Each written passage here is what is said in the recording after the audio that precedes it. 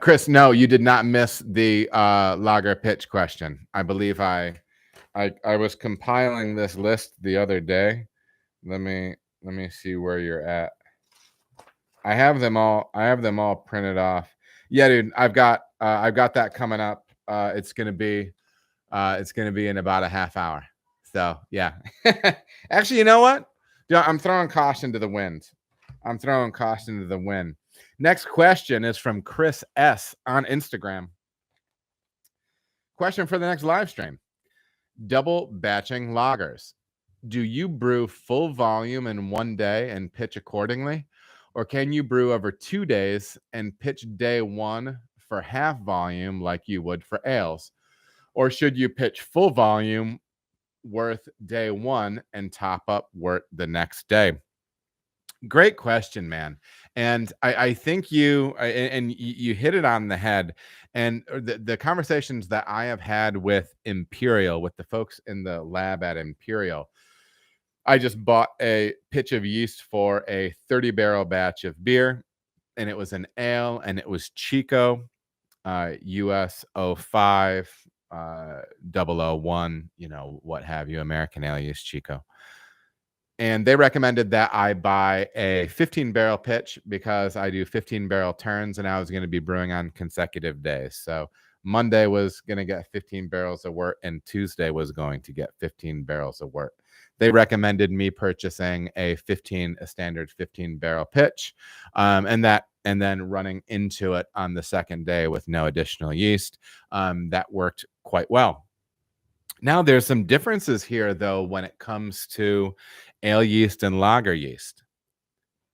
As with most chemical reactions, which fermentation is, it's a process, right? Chemical process. It tends to happen faster at warmer temperatures. And so you will see the lag phase, yeast growth, and then yeast consumption or sugar consumption by the yeast start to happen in a smaller time frame than you will with lager yeast. And in large part, that is a temperature-driven thing. There's other factors as well, pitching rate, oxygenation, everything like that. But we're just going to talk generally, right? So when you're talking about, I'm going to do a double turn, a 2 times turn of lager where I brew half one day and half the next, it doesn't necessarily mean the same thing, though, right? Because you could still be at an earlier stage and not actually benefit from that starter or that growth effect that would be happening in the 24 hours between brew days.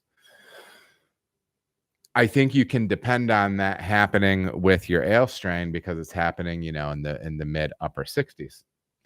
Lager yeast, though, you might not get there.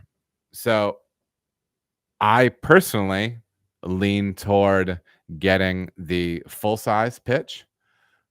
So if you're targeting a 30-barrel batch and you're doing 15 barrels from one day to the next, I would feel very safe just getting the 30 and pitching into that. Now, however, here's some other options.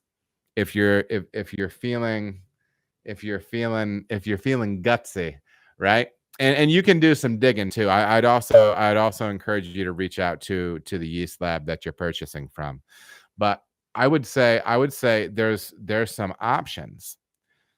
Depending on how flexible you are with your lager fermentation and pitching profile, I have done this and I have had good results with this.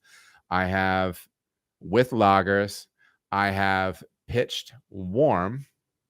Okay. So I had run off the first batch at 55 and I held it at 55 overnight. And then when I ran in the second portion of the wort, I ran it in at 50 and I set my jacket down to 50. And so then the full batch fermentation starts at 50 degrees. Now, the reason I suggest potentially looking at having that first 24 hours be at 55 is elevating that temperature may actually help your yeast grow in that time frame, because as that temperature increases, the activity tends to follow it. That timeline tends to shrink, right? So that's one possibility. You could do that, and I've done that, with I mean, success.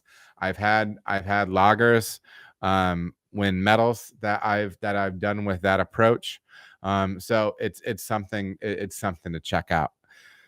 Also, you could look at like maybe a tweener pitch, which I'm not as big on. I would say, I don't know if you ordered like a 20 or 22 barrel pitch or something like that, it would save you some money.